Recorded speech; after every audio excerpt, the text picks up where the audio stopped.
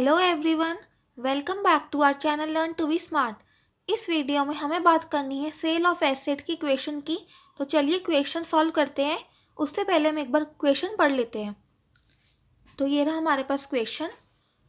On 1st April 18, PQR Limited purchased a machinery for rupees 2 lakh. On 1st December 19, it purchased another machinery for rupees 50,000. PQR Limited sold the first machinery on 31st August 20 for rupees 1,40,000. Assuming depreciation is to be provided at 10% per annum using straight line method, you are required to show machinery account for 3 years and books are closed on 31st March every year. तो question आप समझ गए होंगे।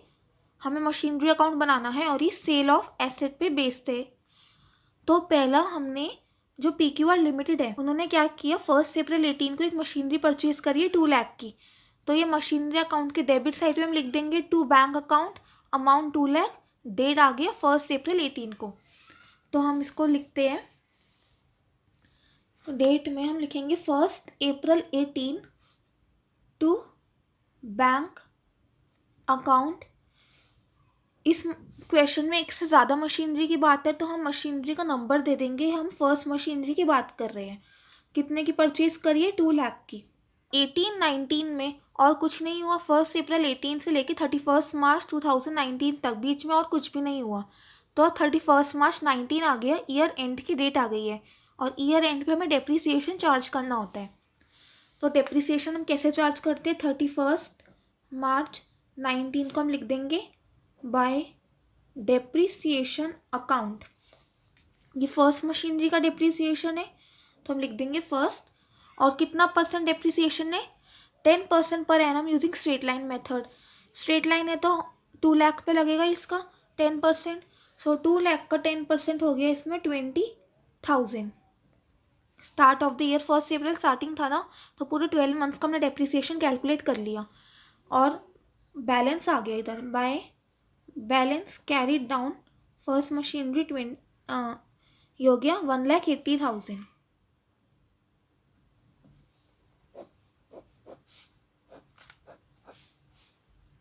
ये हो गया first year ख़त्म। अब नेक्स्ट ईयर पहले ये जो क्लोजिंग बैलेंस है इसको हमें ओपनिंग बैलेंस बनाना पड़ेगा।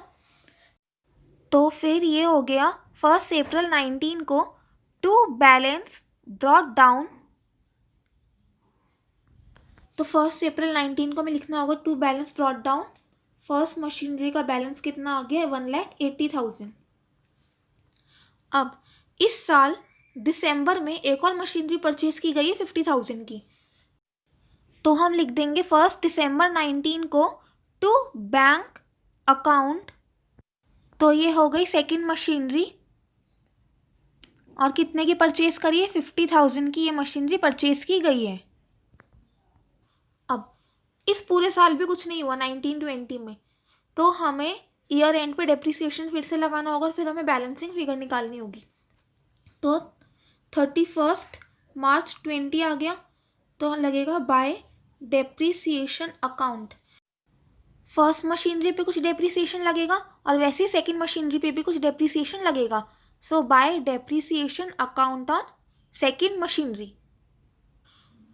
तो फर्स्ट मशीनरी पे कितना डेप्रीसिएशन लगेगा, 2 लाख का 10% ही, वही 20,000 बिकॉज SLM मेथड है। और सेकंड मशीनरी पे 50,000 का 10%। लेकिन ये मशीनरी कब परचेज करी है, दिसंबर में, तो सिर्फ दिसंबर से मार्च तक का ही डेप्रीसिएशन लगेगा। दिसंबर, जनवरी, फरवरी, मार्च, सिर्फ 4 मंथ्स का ही डेप्रीसिएशन लगेगा। तो अगर हम 50,000 पे 4 मंथ्स का डेप्रीसिएशन कैलकुलेट करें 10% के रेट से, तो 50,000 इंटू 10% इंटू 4 डिवाइडेड बाई 12, तो हमारे पास कितना डेप्रीसिएशन आता है, हमारे पास आता है 1,667 का डेप्रीसिएशन। इतना हमारे पास आ गया है 4 मंथ्स का डेप्रीसिएशन सेकेंड मशीनरी पे, और बाकी हो जाएगा balance. So by balance carry down, first machinery का कुछ बैलेंस आएगा और सेकेंड मशीनरी का। फर्स्ट मशीनरी का कितना आएगा, 1,80,000 माइनस 20,000 तो 1,60,000। और सेकेंड का कितना आएगा, 50,000 minus 1,667। So it comes out to be 8,333 और ये हमारा सेकेंड ईयर भी हो गया है क्लोज। सेकेंड ईयर को भी हमने क्लोज कर लिया। अब बात करते थर्ड ईयर पे। थर्ड ईयर पे भी हमें ये जो क्लोजिंग बैलेंस सेकेंड ईयर का ये ओपनिंग बैलेंस हो जाएगा। तो 1 अप्रैल 20 का हो गया to balance brought down first machinery का बैलेंस और सेकेंड मशीनरी का बैलेंस। फर्स्ट मशीनरी का आ गया 1,60,000 और सेकेंड का आ गया 48,333। तो ये हमारे पास आ गए बैलेंस। अब 2021 में देखो क्या हुआ। PQR limited sold the first machinery on 31 August 2024 rupees 1,40,000। जो फर्स्ट मशीनरी थी ना उसको हमने कितने में बेच दिया? 1,40,000 में बेच दिया। PQR लिमिटेड ने 1,40,000 में बेच दिया 31/8/2020 को। तो जब भी हम एसेट को बेचते हैं तो एंट्री क्या बनाएंगे? Bank account debited to asset account. अब इधर एसेट कौन सा? इधर एसेट है मशीनरी, तो इसमें एंट्री बन जाएगी हमारे पास bank account debited to machinery account. तो मशीनरी अकाउंट की क्रेडिट साइड पे हमें लिखना होगा बाय बैंक अकाउंट। कौन सी डेट है ये? 31 अगस्त 2020 को फर्स्ट मशीनरी बेचती, तो ये हो गया by bank account. First machinery कितने की बेची? कितना पैसा मिलेगा? 1,40,000। अब 1 अप्रैल से 31 अगस्त तक इस मशीनरी को यूज़ किसने किया है? PQR लिमिटेड ने। मतलब कि अप्रैल, मई, जून, जुलाई, अगस्त 5 मंथ्स के लिए ये मशीनरी यूज़ तो हुई है, तो इन 5 मंथ्स का डेप्रिसिएशन भी चार्ज होना चाहिए। तो 31 अगस्त तक का भी हमें डेप्रिसिएशन निकालना होगा। तो हम लिख देंगे bye depreciation account first machinery. जिस दिन सेल होती है, जिस दिन मशीनरी को बेचा जाता है, उस दिन तक का भी हमें डेप्रिसिएशन निकालना होता है। बिकॉज 5 मंथ्स पे तो हमने एसेट को यूज़ करा है ना, तो उसका डेप्रिसिएशन भी लगना चाहिए। तो अब 5 मंथ का डेप्रिसिएशन कितना लगेगा? 10% 2 लाख पे 20,000 और 20,000 को हमें करना पड़ेगा multiplied by 5 and divided by 12। तो कितना आ जाएगा ये? 8,333। अब जिस दिन हम एसेट को बेचते हैं उस दिन या तो प्रॉफिट आएगा या तो लॉस आएगा। एसेट को बेचने से या तो हमें प्रॉफिट होगा या तो लॉस होगा। और प्रॉफिट और लॉस हम कैसे निकालते हैं? उसके लिए 2 टर्म्स हमारे पास होनी चाहिए। एक है सेलिंग प्राइस और दूसरा है रिटर्न डाउन वैल्यू। जिस दिन एसेट को बेचा उस दिन की क्या सेलिंग प्राइस और रिटर्न डाउन वैल्यू है? तो सेलिंग प्राइस हमको पता है कितनी है? 1,40,000 की। अब हमें निकालना है WDV। तो WDV हम कैसे निकालते हैं? तो WDV निकालने के लिए हमें डेप्रिसिएशन माइनस करना होता है। तो 1 अप्रैल 2020 को जो बुक वैल्यू थी एसेट की वो थी 1,60,000 की और हमने 5 मंथ्स के बाद बेचा। तो 5 मंथ्स का डेप्रिसिएशन हम निकाल चुके 8,333। तो अगर हम 1,60,000 में से ये वाला डेप्रिसिएशन माइनस कर देते हैं 8,333, तो हमारे पास कितना बचता है अमाउंट? 1,51,667। तो ये हमारे पास इस दिन की रिटर्न डाउन वैल्यू आ जाती है एसेट की। तो ये हमारे पास WDV आ गई और सेलिंग प्राइस है 1,40,000। अब हमें बताना है कि हमें प्रॉफिट हुआ है लॉस हुआ। WDV है 1,51,667 और बेचा कितने में? 1,40,000 पे। मतलब कि वैल्यू एसेट की ज़्यादा है लेकिन कम दाम पे बेचा, तो हमें लॉस हो गया। तो लॉस जो होगा वो हम मशीनरी अकाउंट के क्रेडिट साइड पे हम लिख देंगे इधर by profit and loss account. ये आ गया हमारे पास by profit and loss account. कितने का लॉस हुआ? वैल्यू 1,51,667 की थी, बेचा 1,40,000 का। तो अगर हम दोनों को माइनस कर देते हैं तो हमारे पास आता है 11,667 का लॉस हो जाता है हमें। वैसे ही अगर प्रॉफिट आता तो प्रॉफिट हम इसको डेबिट साइड लिखते। हमने जर्नल एंट्रीज में पढ़ा था लॉस को हम हमेशा डेबिट करते हैं। तो लॉस अगर डेबिट करेंगे तो मशीनरी अकाउंट क्रेडिट करेंगे, तो मशीनरी अकाउंट की क्रेडिट साइड में हम लिख देंगे लॉस। और वैसे ही अगर प्रॉफिट आता है तो increase in profit is to be credited.